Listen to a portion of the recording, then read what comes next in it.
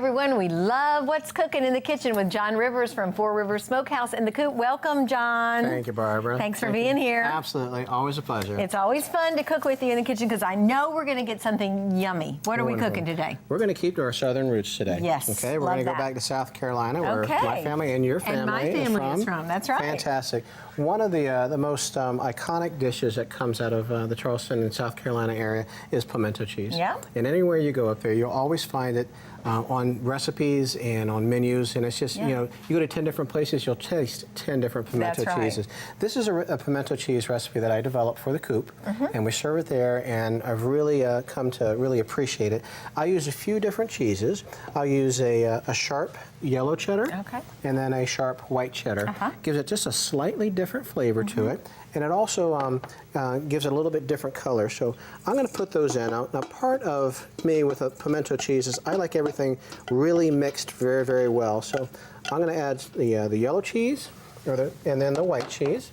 And you know what the pimento itself is? I thought the pimento was a red pepper. That's right. It is red pepper. It's roasted red pepper. Okay. That is then pickled, and that is what they'll put a lot of times inside of an olive. Yeah. Okay. Yeah. Now, why do I love a red pepper, but then when it gets all mushy and pimento-y, I don't like it so much?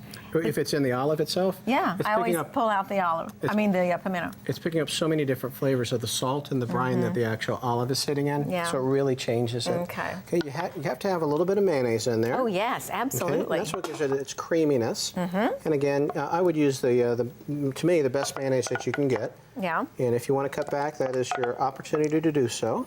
Okay. So we're going to do something here. This is something that I came up with.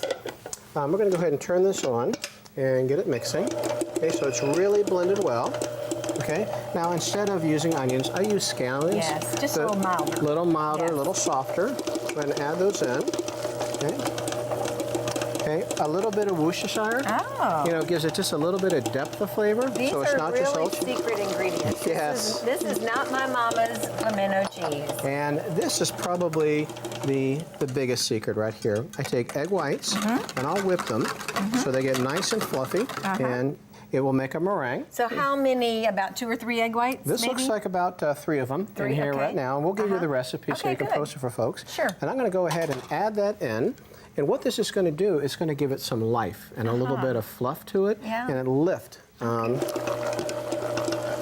any time that you want to, like in pancakes, if you want pancakes to be a little bit springier, you add some egg whites to it. I did not know that. Egg whites, they're a wonderful item to bring it up a little bit. Now I'm going to go ahead and add my pimentos. And the reason I use this instead of my hand mixing, because I like everything really, really well blended. Well blended, And especially those egg whites to get those in there. Now you can buy pimentos just in a jar? You can. You can, or you can just get a roasted red peppers that are in a jar, and just take those and chop them. Okay. And that's the easiest way to do it. Right. Once they go into an olive, then they really change. They do. They do. So when this comes out, you know, I like to go ahead and put it in the refrigerator so that it gets nice and hard, okay, and sets. And usually overnight, you really allow the flavors to come. You do that with a lot of things. That's what makes the flavors really... It really does. It's amazing how much it changes it. Let's get a couple little spoons, and we'll, first of all, let's test this and see how we like it. Make sure it's okay. Yes. Before we give it to any of our viewers. Okay.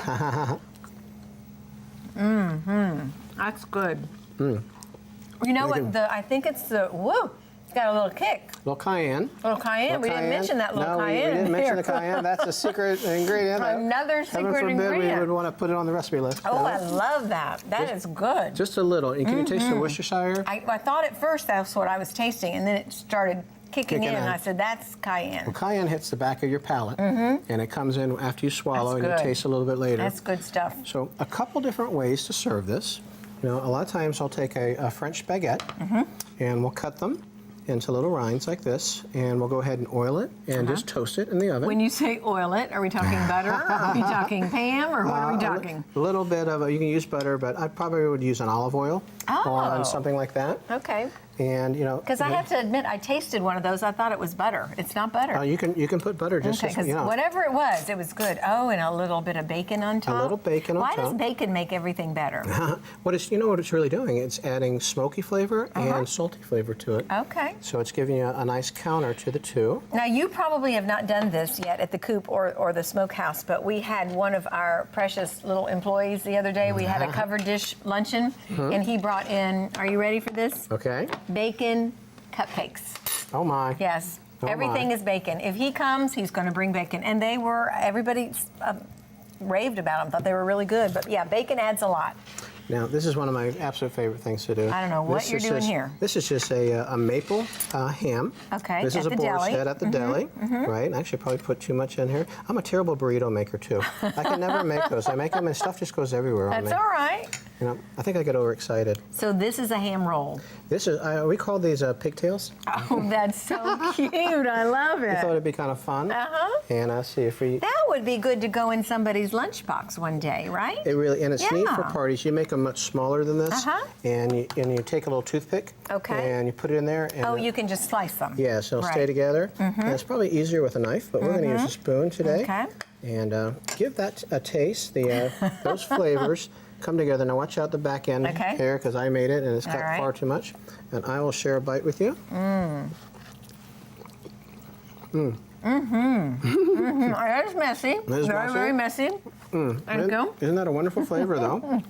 With the ham. And Oh, John, that's good. there's something about that sweet maple ham in particular that really brings out a lot of flavor. So really a nice presentation. And you can put a little bacon in there if you wish to. Or roll them up. And it's a great way to send pimento cheese to school. Yeah. with kids, or have them Yeah. at a little party. I love it. It's a great recipe to have. We'll have that up on our Facebook or on our website, and you can get John Rivers' very famous pimento cheese. Thanks so much. We're going to have a feast here today. welcome, Thank you, indeed. John. Delicious. My pleasure. Thank you, Barbara. Thank you.